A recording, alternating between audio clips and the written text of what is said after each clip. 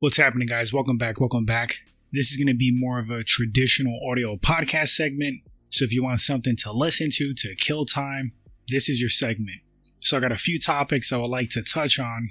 I would like to get into Conor McGregor firing Mike Perry, Tony Ferguson semi-retiring, Marlon Chito Vera's issue in his fight career, and Dana White still holding on to Jon Jones being the number one pound-for-pound fighter in the UFC. So let's get started with McGregor canning Mike Perry. And I know I'm a little bit delayed with this reaction, but let's get into it. Alright, so cut into the chase. I think it's messed up. Mike Perry is definitely the face of BKFC. He's made the company tons of money. He fights his ass off. He had the guts to go face Jake Paul in his, quote, realm. Fought his butt off in that boxing match. Pretty much got the brakes beat off of him. And then to add insult to injury, Conor McGregor fires him. I mean, come on, that is messed up. See, Conor does things that is not going to win him any more fans and is actually going to turn current fans away from him. Now, this whole thing could be to get people talking. I mean, heck, Mike Perry and Conor could be in on it. I'm not sure if it was Mike Perry, but I read something about how about Mike Perry and Conor McGregor fight for it. Like his spot in BKFC. Again, I don't know if that was Mike Perry's idea. It might have been, I forgot the source. I think that would be freaking awesome. But Conor McGregor would never do that, let's be real. Because in that arena, I think Mike Perry has a chance to actually beat Conor. Even though Conor's a more refined striker, a better striker, quote better. But Mike Perry's a savage, he's a dog. And when it comes to bare knuckles in your face, getting split open, taking damage, who could take more damage than Mike Perry? I mean, Conor got wobbled by Nick Diaz. So to think that Mike Perry can't beat McGregor at all in bare knuckle? Nah, I think you're mistaken with that. Not going to really get into who I favor in that. That's something that's never going to happen. But back to the main topic, I mean, Conor has definitely let the money and fame get to his head. I was a fan. It's hard to stay a fan. I used to think he was coming back to mixed martial arts, but man, I don't know about that. High probability that he never returns to MMA. Now they're talking about December this year. Like I said before, I'll believe it when I see it. When I see him in that cage and he closed the door against Michael Chandler or whoever, then I'll believe he's back. But once again, if this is a real thing, if Conor really did fire Mike Perry, I think that is stupid for BKFC. Mike Perry, again, is the face of that sport, and it's messed up. Good for Mike Perry starting another promotion or being heavily involved in one, the dirty boxing. I think that's pretty cool. It'll be awesome to see him transition to like promoter, company owner like Masvidal. Great move. Great way to make money without taking massive damage and punches to your head. At some point, you gotta stop doing that. And Mike Perry has taken a lot of damage. I think he's a legend of combat sports. Really like and respect Mike Perry. Moving on to Tony Ferguson semi-retiring. What is this, guys? 8 losses in a row? I'm a big Tony Ferguson fan.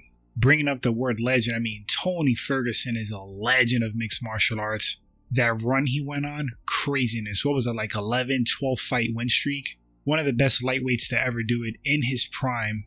I need not talk about Tony's skill set at his best. Dangerous, unorthodox striking, creative, tricky ground game, master of the Darce choke, insane cardio. Man, when Tony was on his run, he was a problem. And I would have loved to see prime Tony Ferguson versus prime Khabib. I think Tony had a shot to beat Khabib at his best. I'm not saying that he would have. I'm just saying that it would have been an interesting fight. But it's really sad to see Tony losing 8 in a row. I think he might have the record or tied with like V.I.P.N. And it's just a case of, guys sticking around too long. Tony's not getting knocked out. He's not getting stopped like that consecutively. I mean, as far as like knockouts, but still, man, it's going to get to that point if he keeps fighting. All due respect to Chuck Liddell, but the more damage you take, the more you fight, the more your chin is going to get cracked and compromised, and the more we would see Tony Ferguson losing like really badly via strikes. I don't want to see it. I don't think he's going to go upward at this point. He keeps saying that he has things to work on, that he can come back better. And I can't blame him. I mean, he's been a fighter and competitor pretty much all his life. It must be scary to transition to something else when your identity is tied to being a fighter. It's hard to let go, man. It's hard to let go with anything you're tied to. But that's life. Sometimes you have to walk away from things and you have to figure your stuff out, have new goals, have new challenges. Don't have like the external or a career or an activity be like your identity. When guys are like tied to something and they lose that, that's when you start, getting into like depression, and these guys start having problems. So I wish Tony all the best. I mean, I'd be shocked if Dana doesn't cut him at this point. But I know, he's done a lot for the company. He's a big star. Pretty sure Dana likes Tony. Otherwise, why would he get like so many chances losing so many times in a row? I did see before Tony's fight against Michael Chiesa, Dana said that win or lose, he hopes Tony retires. And Tony, he's semi-retired. Of course, Tony retired in a weird way. Only Tony Ferguson would retire like that. Puts one glove down, says he's going to take the other glove home, talk to his family, and see what's up. I don't want to see Tony in another organization. I don't want to see him in Bellator. I don't want to see him in PFL. Definitely don't want to see him in bare knuckle. I think he's had an awesome career. I think he can use his name, his brand, do other things. Take that same passion you had for fighting and apply it to something else, man. He would be just as successful. So that was the last one for El Kukui. Listen, man, I'm a big fan. Thank you so much for the entertaining fights, Tony. Thanks for the inspiration. And enjoy retirement if you're done. Best of luck. Alright, let's talk about Chito Vera, man. So Chito Vera was a definite contender at 135. Something happened along the way. I think Vera's main issue is his confidence. Regardless of how he beat Sean O'Malley the first time, he still beat him, and I think they gave him a boost of confidence, and he just kept doing his thing. But there's a few things going on with Chito. I think it's a confidence thing, and I think it's a fight style and strategy thing. Before he fights, he has the right mentality of kill or be killed, do or die attitude, and he gets in a cage, and as of late, it seems like he kind of like freezes up. He doesn't know when to step on the gas or lost that killer instinct. He's a notorious slow starter, and that hurts him because he loses the first round and maybe part of the second round. And if you're in a 3-round fight, I mean, forget it. You're like so far behind with that style. And I know you have to pace yourself. You have to be calculated.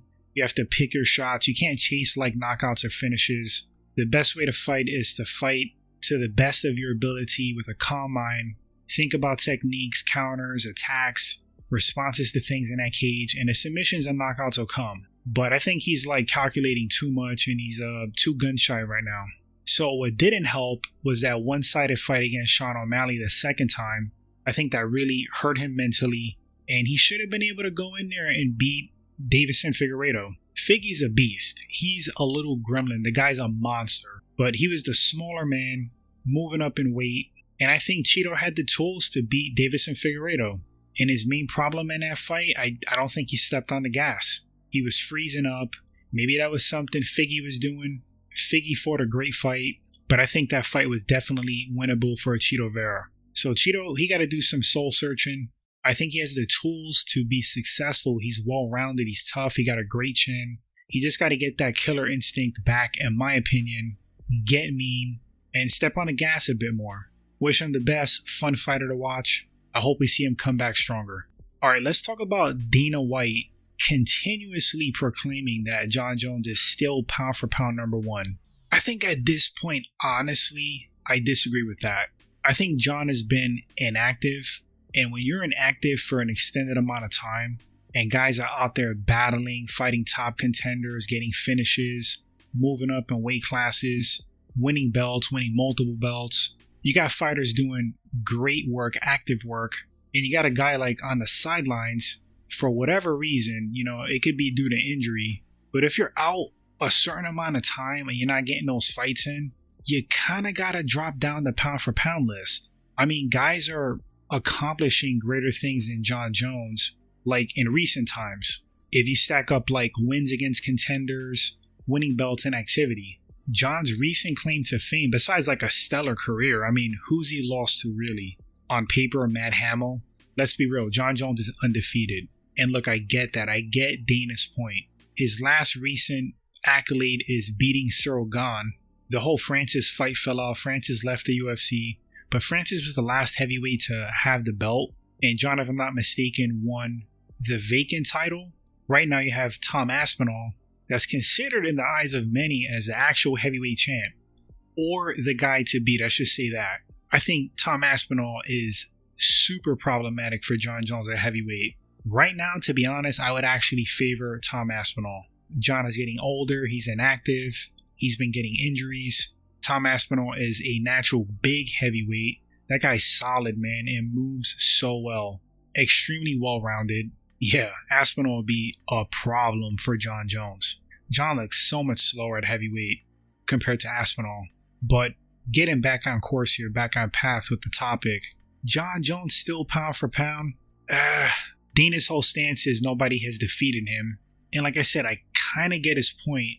But at what point you stop leveraging the pound for pound on somebody's past accomplishments and laurels? You got to factor in other things like activity and current accomplishments. You had Volk doing great things. You had Islam Makhachev. If Max Holloway goes out there and wins another belt, you got to talk about Holloway in the pound for pound list, the top of the list. I mean, there's other guys doing great things, man. Super active. So right now, I don't see John Jones as pound for pound number one when I think about it. I think the inactivity is hurting him. He's going to come back and he's going to fight Stipe. Stipe's in his 40s, well past his prime. Even though Stipe is arguably the GOAT heavyweight in the UFC, still though, look at his age, look at his current record. Even if he beats Stipe, would that put John Jones at the top of the list for pound? I don't know, man. I mean, for me right now, thinking about it, I'm going to say no. If he beats Tom Aspinall, that's a different story. Well, these are my thoughts on these topics, guys. Hope you enjoyed this segment. Hope it helped you kill some time, wherever you are, whatever you're doing. Thanks for listening or watching. Drop those opinions and thoughts, and I'll catch you guys on the next segment. Until then, take care, my friends. Thank you for the support as always. Really appreciate you guys. Later.